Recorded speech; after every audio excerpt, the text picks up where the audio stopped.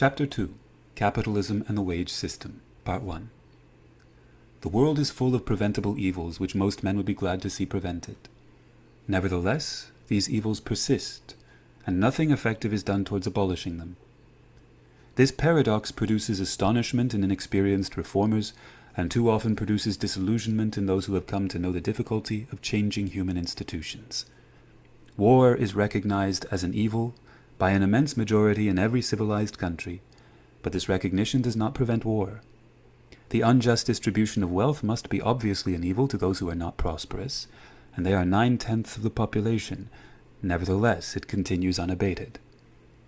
The tyranny of the holders of power is a source of needless suffering and misfortune to very large sections of mankind, but power remains in few hands and tends, if anything, to grow more concentrated. I wish first to study the evils of our present institutions and the causes of the very limited success of reformers in the past, and then to suggest reasons for the hope of a more lasting and permanent success in the near future. The war has come as a challenge to all who desire a better world. The system which cannot save mankind from such an appalling disaster is at fault somewhere, and cannot be amended in any lasting way unless the danger of great wars in the future can be made very small. But war is only the final flower of an evil tree. Even in times of peace, most men live lives of monotonous labor, most women are condemned to a drudgery which almost kills the possibility of happiness before youth is past, most children are allowed to grow up in ignorance of all that would enlarge their thoughts or stimulate their imagination.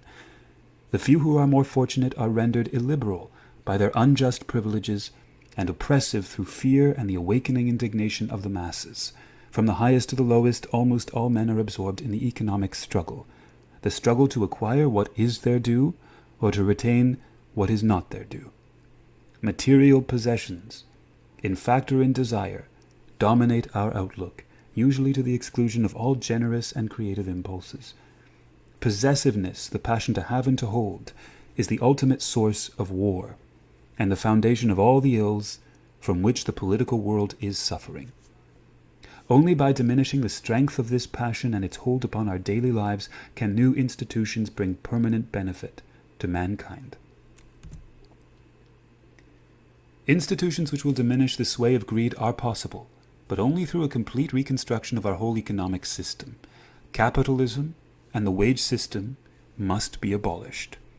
They are twin monsters which are eating up the life of the world. In place of them, we need a system which will hold in check men's predatory impulses and will diminish the economic injustice that allows some to be rich in idleness, while others are poor in spite of unremitting labor. But above all, we need a system which will destroy the tyranny of the employer, by making men at the same time secure against destitution and able to find scope for individual initiative in the control of the industry by which they live. A better system can do all these things, and can be established by the democracy wherever it grows weary of enduring evils which there is no reason to endure. We may distinguish 4 purposes at which an economic system may aim. First, it may aim at the greatest possible production of goods and at facilitating technological progress. Second, it may aim at securing distributive justice.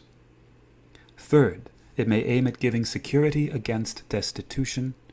And fourth, it may aim at liberating creative impulses and diminishing possessive impulses. Of these 4 purposes, the last is the most important. Security is chiefly important as a means to it. State socialism, though it might give material security and more justice than we have at present, would probably fail to liberate creative impulses or produce a progressive society. Our present system fails at all 4 purposes. It is chiefly defended on the ground that it achieves the first of the 4 purposes, namely the greatest possible production of material goods. But it only does this in a very short-sighted way, by methods which are wasteful in the long run both of human material and of natural resources. Capitalistic enterprise involves a ruthless belief in the importance of increasing material production to the utmost possible extent now and in the immediate future. In obedience to this belief, new portions of the earth's surface are continually brought under the sway of industrialism. Vast tracts of Africa become the recruiting grounds for the labor required in the gold and diamond mines of the Rand, Rhodesia, and Kimberley. For this purpose, the population is demoralized, taxed, driven into revolt, and exposed to the contamination of European vice and disease. Healthy and vigorous races from southern Europe are tempted to America, where sweating and slum life reduce their vitality if they do not actually cause their death. What damage is done to our own urban populations by the conditions under which they live, we all know. And what is true of the human riches of the world is no less true of the physical resources. The mines, forests, and wheat fields of the world are all being exploited at a rate which must practically exhaust them at no distant date. On the side of material production, the world is living too fast in a kind of delirium. Almost all the energy of the world has rushed into the immediate production of something, no matter what, and no matter at what cost. And yet our present system is defended on the grounds that it safeguards progress. It cannot be said that our present economic system is any more successful in regard to the other three objects which ought to be aimed at. Among the many obvious evils of capitalism and the wage system, none are more glaring than that they encourage predatory instincts, that they allow economic injustice, and that they give great scope to the tyranny of the employer. As to predatory instincts, we may say, broadly speaking, that in a state of nature there would be two ways of acquiring riches, one by production, the other by robbery. Under our existing system, although what is recognized as robbery is forbidden, there are nevertheless many ways of becoming rich without contributing anything to the wealth of the community. Ownership of land or capital, whether acquired or inherited, gives a legal right to a permanent income. Although most people have to produce in order to live, a privileged minority are able to live in luxury without producing anything at all. As these are the men who are not only most fortunate but also the most respected, there is a general desire to enter their ranks, and a widespread unwillingness to face the fact that there is no justification whatever for incomes derived in this way.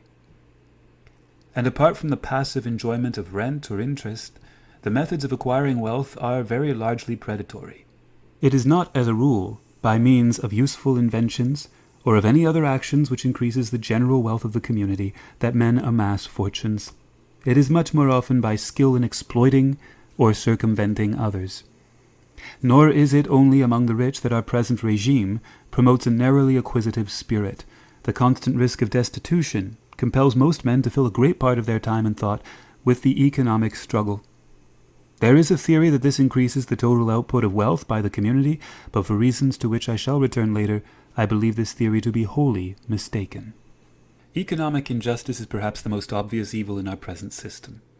It would be utterly absurd to maintain that the men who inherit great wealth deserve better of the community than those who have to work for their living. I am not prepared to maintain that economic justice requires an exactly equal income for everybody. Some kinds of work require a larger income for efficiency than others do. But there is economic injustice as soon as a man has more than his share, unless it is because his efficiency in his work requires it, or as a reward for some definite service. But this point is so obvious that it needs no elaboration. The modern growth of monopolies, in the shape of trusts, cartels, federations of employers, and so on, has greatly increased the power of the capitalist to levy toll on the community.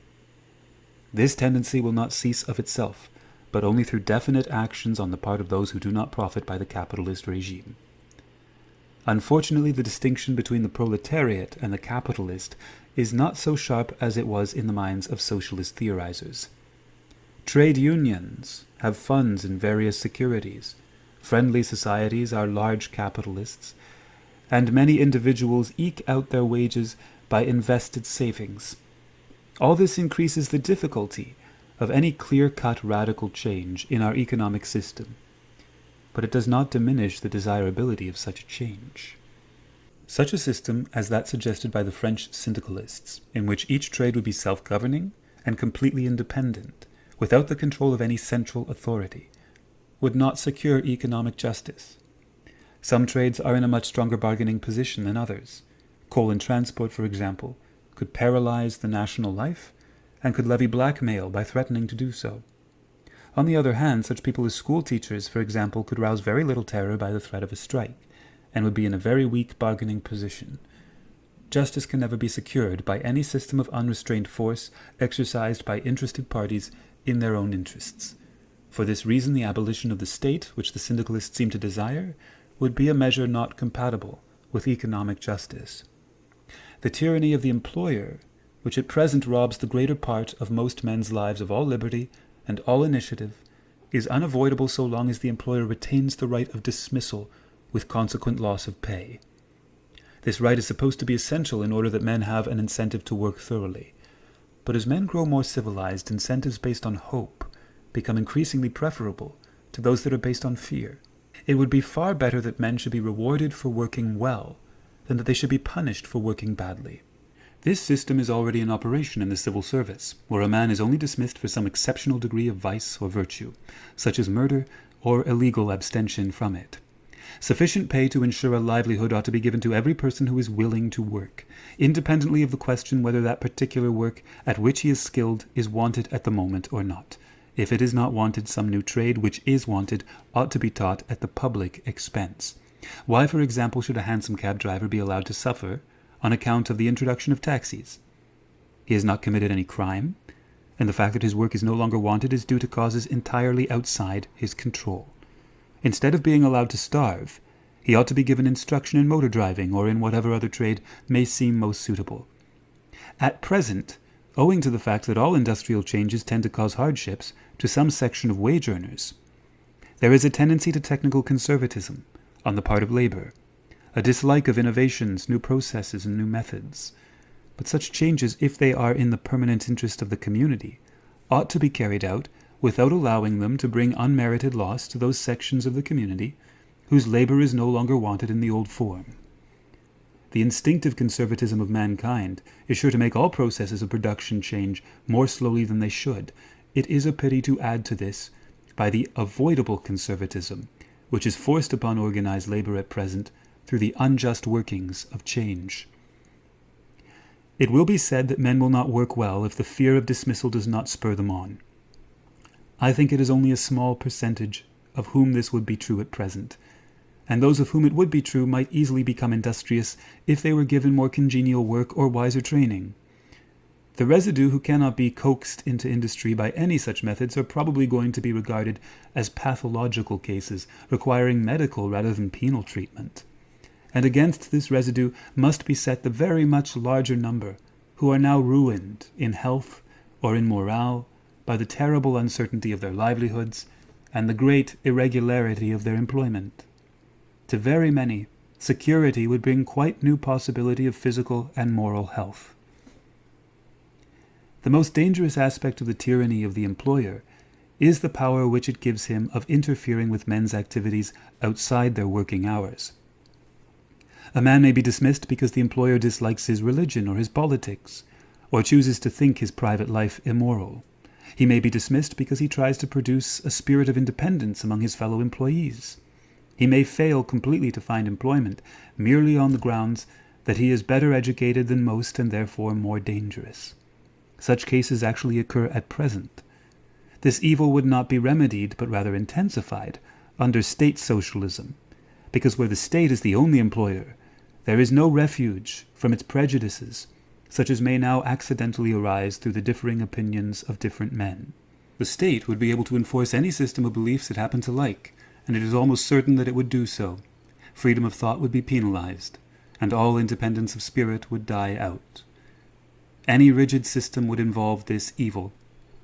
It is very necessary that there should be diversity and lack of complete systematization. Minorities must be able to live and develop their opinions freely. If this is not secured, the instinct of persecution and conformity will force all men into one mold and make all vital progress impossible.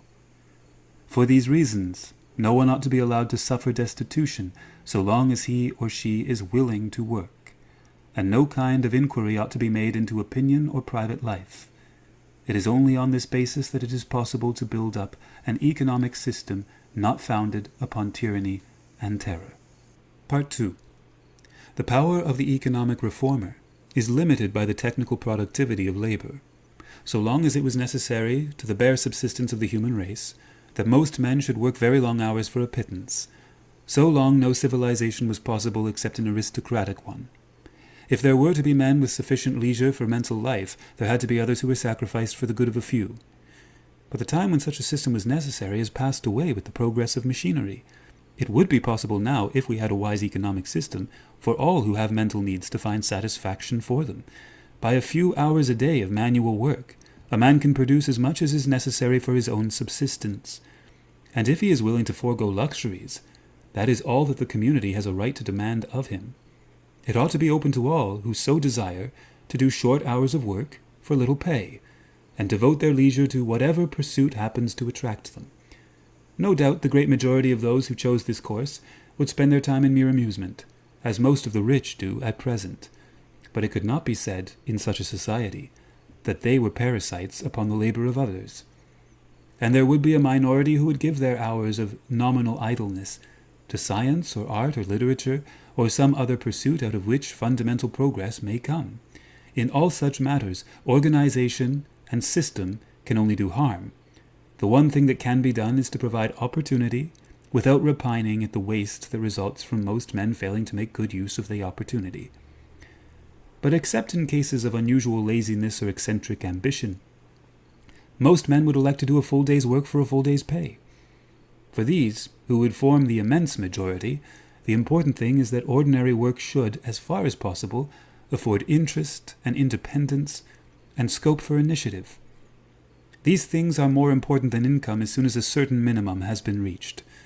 They can be secured by guild socialism, by industrial self-government, subject to state control as regards the relations of a trade to the rest of the community. So far as I know, they cannot be secured in any other way. Guild socialism, as advocated by Mr. Orage in the New Age, is associated by a polemic against political action, and in favor of direct economic action by trade unions. It shares this with syndicalism, from which most of what is new in it is derived. But I see no reason for this attitude. Political and economic action seem to be equally necessary, each in its own time and place. I think there is danger in the attempt to use the machinery of the present capitalist state for socialistic purposes.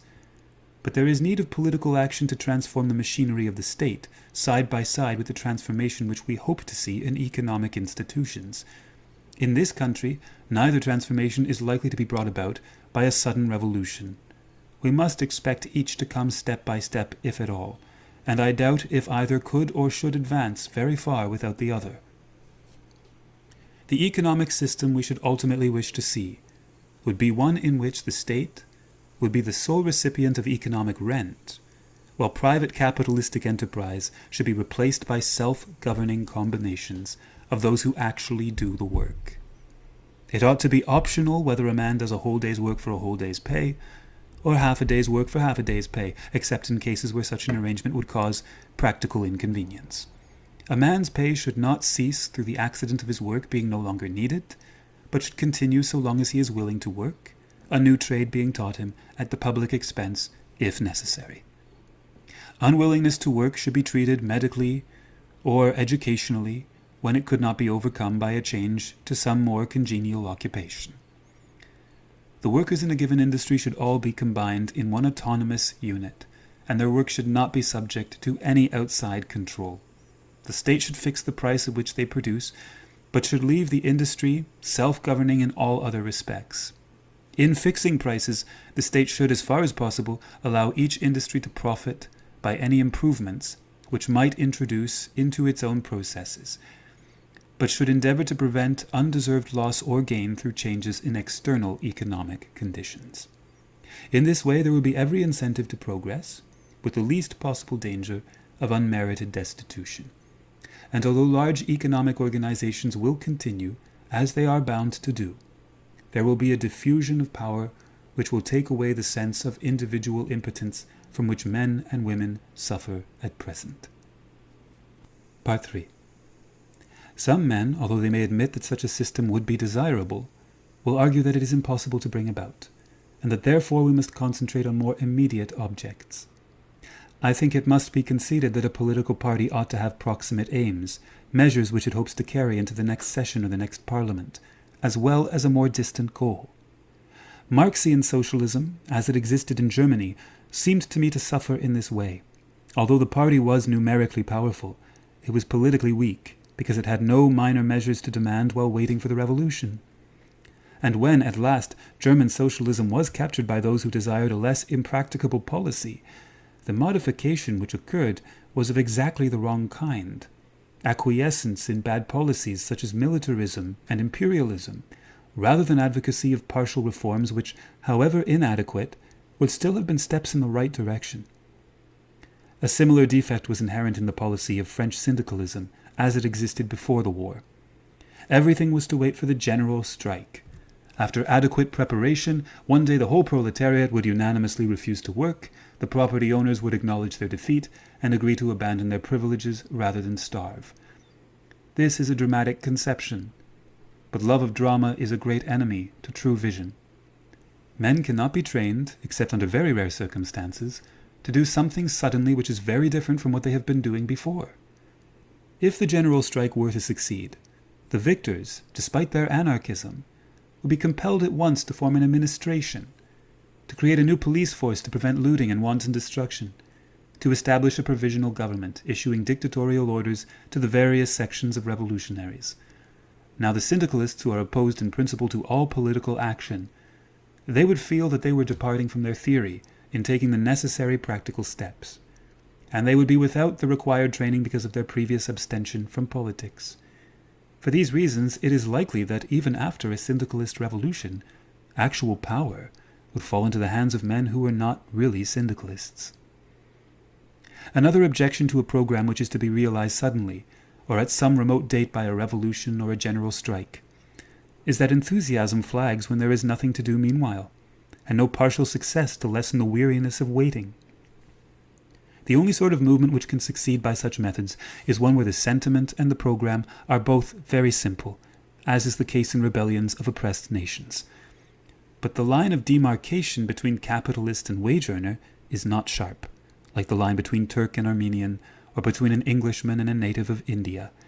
Those who have advocated the social revolution have been mistaken in their political methods, chiefly because they have not realized how many people there are in the community, whose sympathies and interests lie half on the side of capital, half on the side of labor.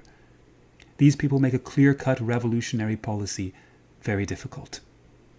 For these reasons, those who aim at an economic reconstruction which is not likely to be completed tomorrow must, if they are to have any hope of success, be able to approach their goal by degrees, through measures which are of some use in themselves, even if they should not ultimately lead to the desired end. There must be activities which train men for those that they are ultimately to carry out, and there must be possible achievements in the near future, not only a vague hope of a distant paradise. But although I believe that all of this is true, I believe no less firmly that really vital and radical reform requires some vision beyond the immediate future, some realization of what human beings might make of human life if they chose. Without some such hope, men will not have the energy and enthusiasm necessary to overcome opposition, or the steadfastness to persist when their aims are for the moment unpopular. Every man who has a really sincere desire for the great amelioration in the conditions of life has first to face ridicule, then persecution, then cajolery and attempts at subtle corruption.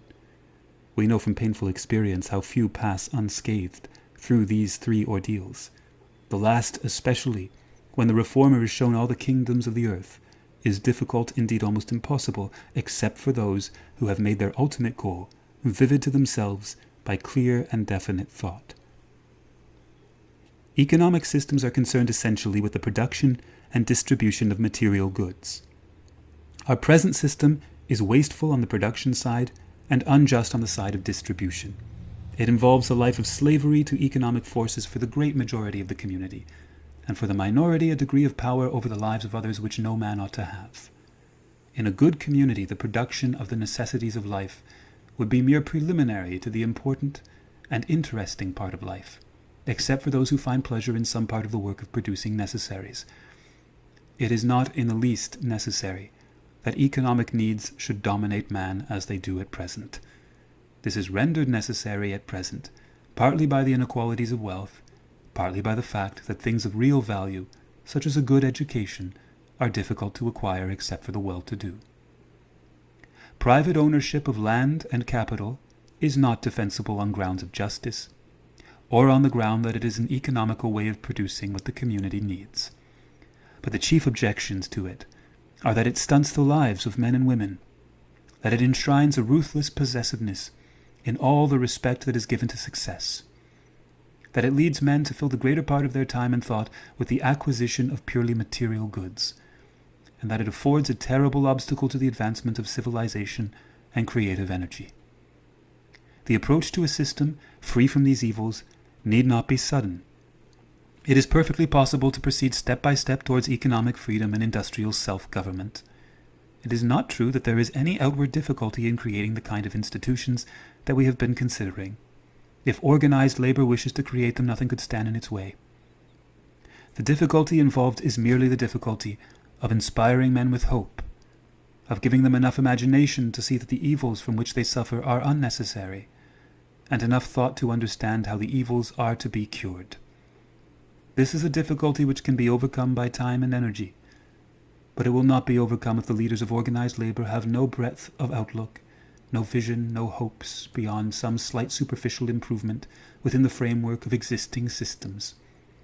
Revolutionary action may be unnecessary, but revolutionary thought is indispensable, and, as the outcome of thought, a rational and constructive